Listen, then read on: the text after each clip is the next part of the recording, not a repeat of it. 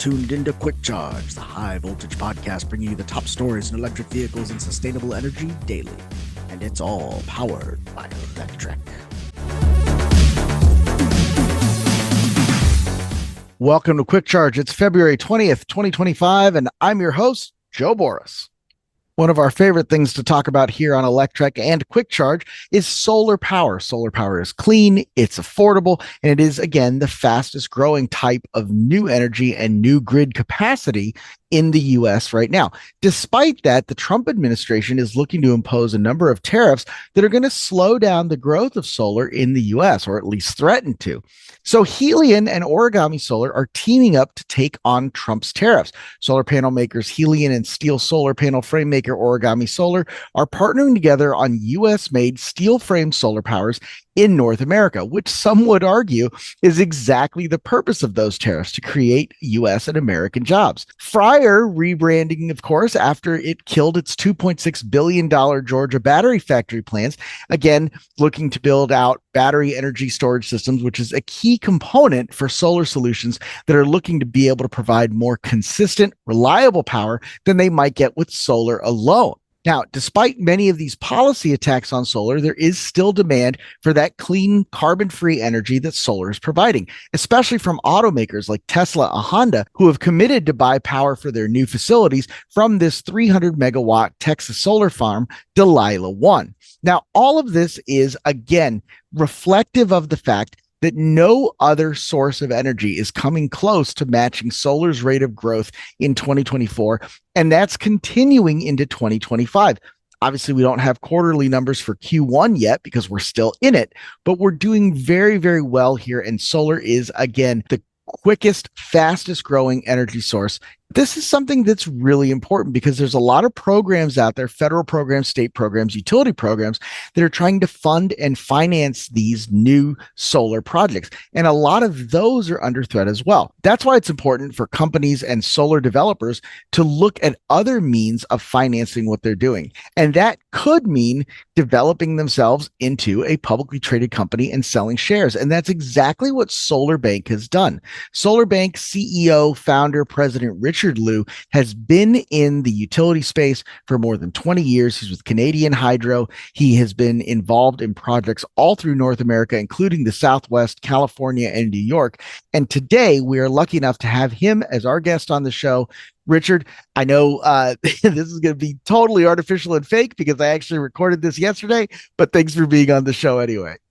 It's a great pleasure to be here, Joe, and really happy to have an opportunity to speak to you, to your readers, and looking forward to a wonderful conversation here. Yeah, and so are we. So for people who aren't necessarily familiar with SolarBank, can you give us a quick rundown of what SolarBank is all about? Yeah, I will start with the fundamental needs of humans, right? You know, back 1,000 years ago, somehow people got a spark of fire. Now we can face the darkness, fast forward. And then we got the Industrial Revolution. Someone got electricity. That's where everything started. Fast forward again today, what do we need? We need the lights on. What else we need? We need to be connected, right? What keep the lights on? What keeps us connected through our phones and computers? It's electron, it's electricity. So SolarBank actually is in the electricity business. We deliver a reliable, clean, and renewable power to keep people's lights on, to keep us connected in the data center sense. Yeah, I think that's a fantastic thing. I very rarely have guests who want to talk about everything from the Stone Age all the way up, and I think you're absolutely correct. Since that first spark of fire, we've all been pushing towards that like infinite energy and getting towards the sun, and solar power is doing it. And you guys actually put in a huge project in Ontario. I believe it was the first of its kind. Can you tell me a little bit about that from earlier this month? Yeah. So SolarBank, as a clean and renewable power generator, we actually get involved with generation with solar, with the storage, battery storage. I've been in the business for 23 years now. My first project actually when I was executive of Toronto Hydro and building solar, right? So if you think about it, all the renewables has intermittency, because the sun may or may not shine, the wind may or may not blow, you name it. but I tell you, the sun will always come out tomorrow, so that's why we say the future is bright. But having said so, in the modern world, you probably, your listeners have the time of use rate. Sometimes electricity is expensive, sometimes electricity is very cheap. Why is that? Because people are not using it, on a constant pace, right? So in that case, that to keep the grid operational, to making sure it's safe and reliable and a low cost delivery, that the grid need battery storage to balance it out. So we actually building 3 large-scale battery energy storage systems and contracted with the Ontario Grid Operator ISO and a 22 years of a capacity contract. That's awesome. And, especially when you talk about like Ontario and when you start looking at projects in Alberta where there has been a little bit of, let's say, a political pushback for clean energy. They see it as a threat to their oil business out there. I think that becomes incredibly important. And those critics of clean energy, of electric vehicles, they will often point to that instability of power. And to your point, that battery supply, that battery storage flattens out that curve. One of the things that seems like it's been a challenge, at least in the American Southwest and certainly in parts of California and Texas, is energy curtailment. And one of the things that, if you're a listener to this and you're not familiar with that term of curtailment, that's when the grid or the renewables are producing excess power, and the power essentially, I don't want to say goes to waste because that's not quite right, but it doesn't get utilized in a productive way.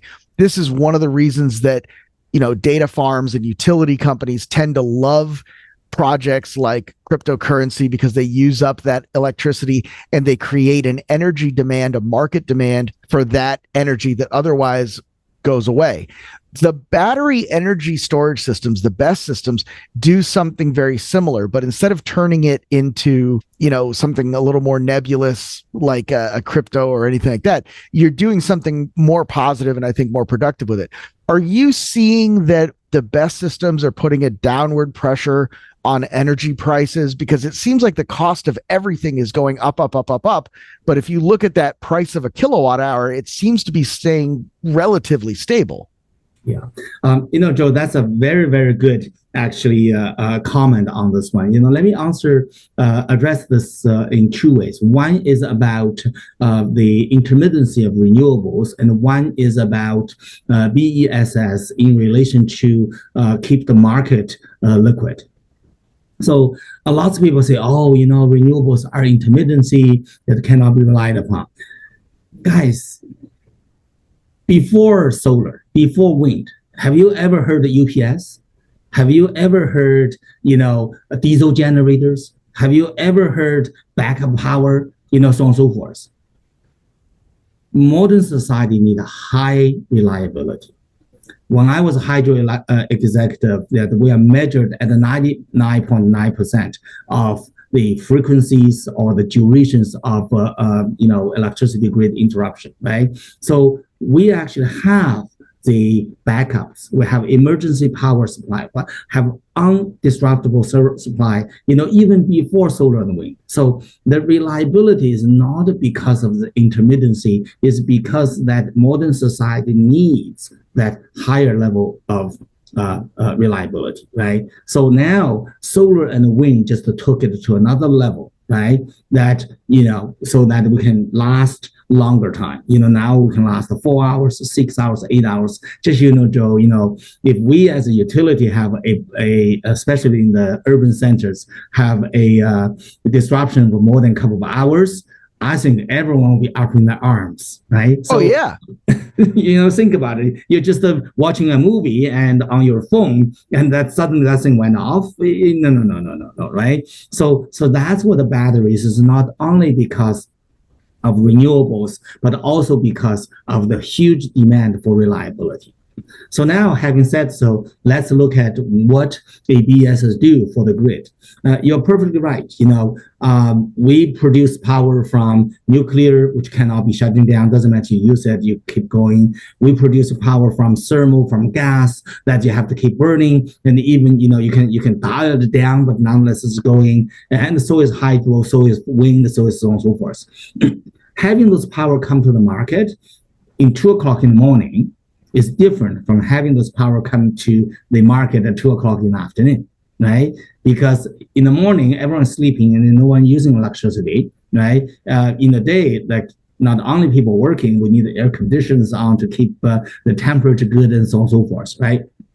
So in the past, that before the large deployment of battery storage technologies, that you just have to turn off the inverter so that the power from solar panels will not shift. You will turn off the turbines, so it will not turn, and you will dial down the gas, you will dial down the hydro. Nuclear, you cannot stop it and then provide it. So that's a base load, right?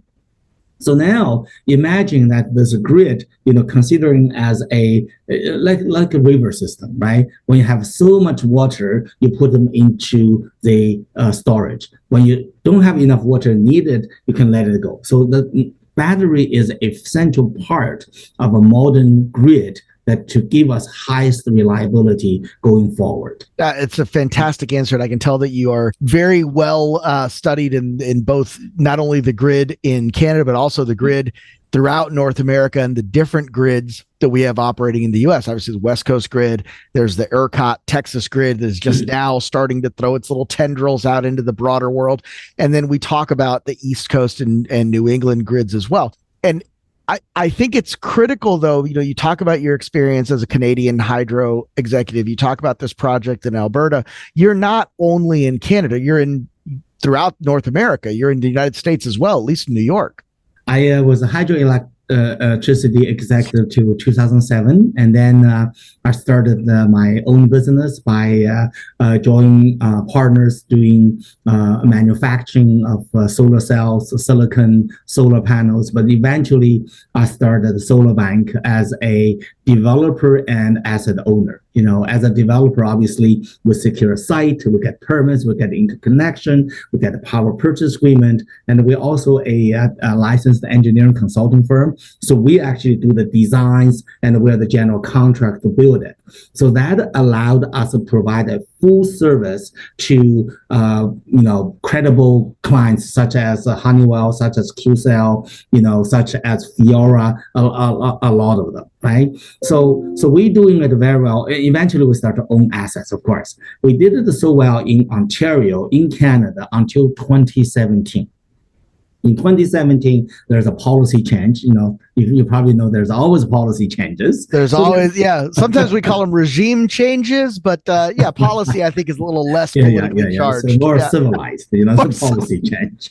Right, policy change, yes. Right, so there's a policy change, and they said the Green Energy Act has to sunset and so on and so forth. And so, we looked around. I said, guys, for me, we got to taking care of our backyard in the North American continent. So we went to the States, and fast forward since 2017, 8 years later, we're doing very well in New York, in Maryland, in Virginia, in Pennsylvania, in California, in Arizona. Those are just a few names to mention, right? And we obviously do community solar, right, which actually provide a discount, retail discount to participants near our solar farms, right?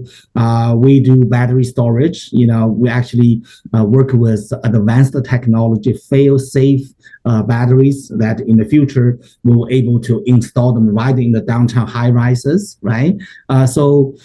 So if you look at the asset we own about $180 million assets, most of them in Canada because our years of investment in Canada. But if you're looking at our current revenue, and mostly from the States, right? We work for Honeywell, we work for Charlie's, we work for QCell, we work for Fiora. There's lots of companies that we actually help them to make the building net zero, help the community solar, the residents and the municipalities.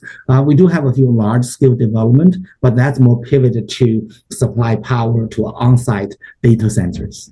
That's awesome stuff. So you may not know, but longtime listeners of this show will know that in my other life, one of the things that I focus on is helping projects like this source funding, helping people who are putting in EV charging infrastructure locate not only, you know, government funds and grants, but also private utility and private financing, things like that. When you are so vertically integrated, it seems to upend a little bit of the model that other people do. And certainly you're finding certain efficiencies there that aren't available to companies that are not as fully integrated as you guys are. What do you think are some of the biggest challenges that come from that integration that, you know, somebody looking at what you're doing might say like, okay, that's definitely clearly the way to go, but here's this other challenge, you know, from not working with 14 or 15 different contractors and grant providers and all that? Yeah, Joe, that's another great question. So SolarBank is purely a developer and independent power producer, right? Yes, we are vertically integrated. I think, you know, you got to think about what's the nature of our business. Our nature, SolarBank's nature of business is actually as a power producer. As a power producer, at the end of the day, directly or indirectly, we profit by selling electricity. When you sell electricity, at the end of the day, the electricity price is determined by regulator. So in economics, we call it a price taker, right? So now everyone, you know, in this industry is a price taker, right? As a price taker, how do you create value for your investors? You know, aside of, you know, taking care of the environment, taking care of the social aspect of things. So in my understanding, that in a price taker environment, the only two ways to create value. Number one is you increase your throughput volume. Number two, you manage their cost, right? So for us, vertical integration gave us the tools to achieve both, right? If you think about it, we producing electricity. Do we pay fuel cost? Well, sun is not collecting my money. There's no fuel cost, right? Do I pay carbon cost? No, I should sell carbon credit. Do I pay a lot of people running around like my dad and my mom running turbines, running generators, you know, with high pressure steam, so on and so forth? No, Joe. It's a piece of glass on a stick sitting in the ground, day in and day out, converting any lighting electrons. Yeah, sure, I need to clean the glasses. A summer student will do. Yeah, sure, I need to cut the grasses. Send in a few sheep, right? So we produce power already at a much lower cost from the input. We are not happy with it. We are still thinking there's a way to do. So as a developer, we organically bring it from site control to full permitting, right? Because we did all the permitting, we understood the local needs. We understand the permitting conditions so that when we design it, we take those nuances into it, right? And as a general contractor, we do create lots of jobs with the neighboring that we're building it because it's a condition for us to create the jobs. But we managing the general contracts is fully in tune with the local requirement. You know, we control the cost, we control the speed, we obviously create lots of royalties from the locals and our customers, right? So those are the things, even though from side people say, oh, that's very cumbersome. You know, you make lots of money as a developer, why don't you just take money and run? Sure, you make money once, but what about tomorrow? What about the build to last? Right. So the challenge with this one is it's a huge setup. You know, fortunately, we're in this business. I'm in this business for 22 years now. Right. We have recurring revenue. We have a very good team. Right. So even this case, it's not easy for everyone. And yes, we are a zero carbon utility. We want to have zero, recurring revenue. Right. So in that case, that we have to start to own it. Well, how do you make the shift from develop, build, and sell to develop, build, and own, right? So sometimes that we will need sponsor equity. You know, we love the ITC environment, investment tax credit environment. We have a lot of long-term debt providers from RBC, from PNC, as you know, those recent announcements, right? So sometimes we, especially this year, we make a technical shift. Instead of hurrying out to the door or sell the project, right? We will hold it, you know, for some time till the sponsor equity is available. right? So those are the fine tuning of this operation. But I will tell you, the production line is busy. That we will overcome this. I mean, in 3 to 5 years, this company become a large cap and so on and so forth. That we probably will be able to deal with this lumpiness and deal with this technical shifts.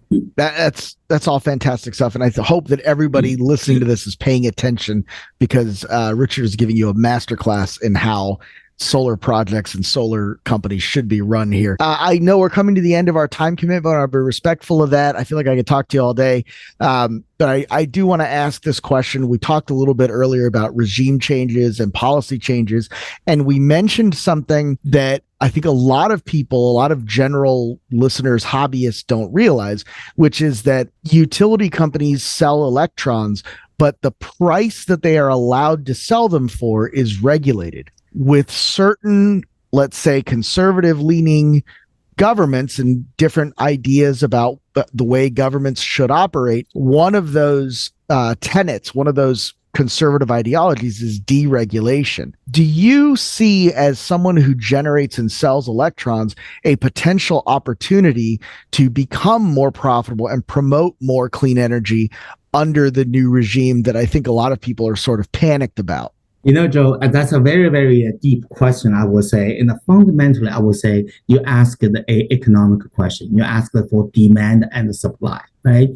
The regulation on utilities is not because of demand and supply, because every economics need demand and supply, but because they are a monopoly, so they own a grid, they own the switch gears and so forth. So because they have a stronghold of the customer in the market, so that's why they're regulated, right?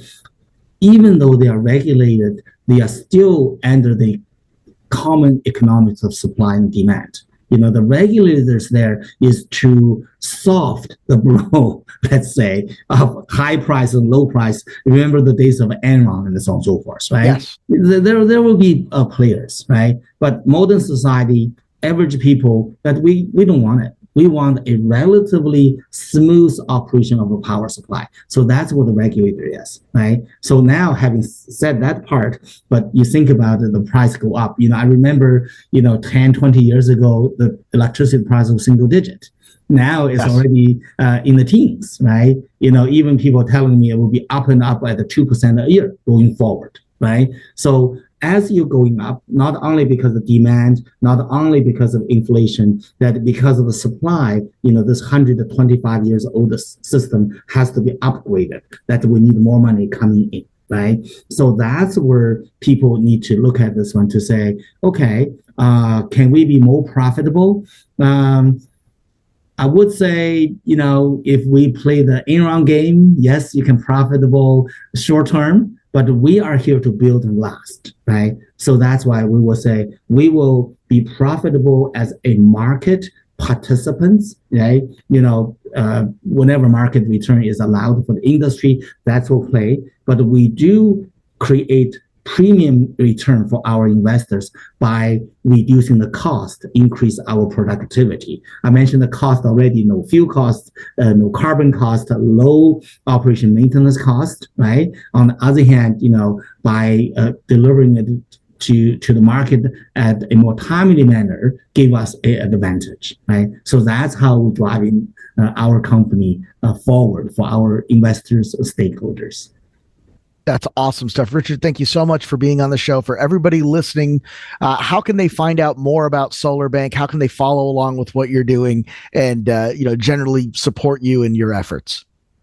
SolarBank is a NASDAQ-listed company under the symbol of SUUN. And if you check our www.solarbankcorp.com, and you will know everything and anything about it. There's a investor's presentation there to illustrate the key points that Joe was asking today.